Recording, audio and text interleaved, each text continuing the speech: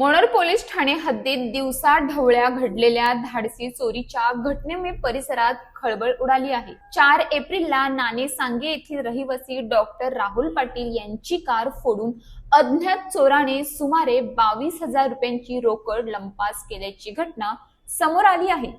मिळालेल्या माहितीनुसार डॉक्टर पाटील हे काही कामानिमित्त मस्तान नाका परिसरात आले होते। मोनर मस्तान रस्त्यावर त्यांनी आपली कार उभी करून जवळच साहित्य खरेदीसाठी गेले असताना चोराने ही संधी साधली। प्रथम गाडीच्या उजव्या बाजूचा मागील टायर धारदार हत्याराने फोडण्यात आला। त्यानंतर पुढील काच फोडून चोरट्याने गाडीत प्रवेश केला आणि सीटवर ठेवलेली रोकड चोरून नेली।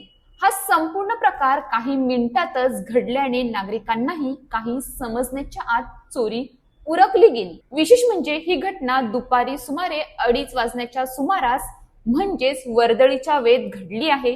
त्यामुळे घर वस्तीच्या भागातही अशा घटना घडत असल्याने नागरिकांमध्ये भीती आणि असुरक्षिततेची भावना वाढीस लागली आहे। स्थानिक नागरिकांनी या घटनेनंतर पोलिसांच्या गस्तीत वाढ करण्याची मागणी केली आहे। घटनेची माहिती मिळताच मोनर पोलीस घटनास्थळी दाखल झाले असून पुढील तपास सुरू आहे। पूर्वनियोजित असल्याची शक्यता व्यक्त केली जात आहे।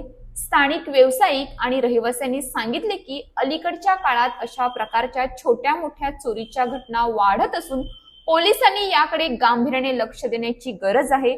तसेच वाहनधारकांनीही गाडीत मौल्यवान वस्तू उघड्यावर न ठेवण्याचे आवाहन करण्यात येत आहे।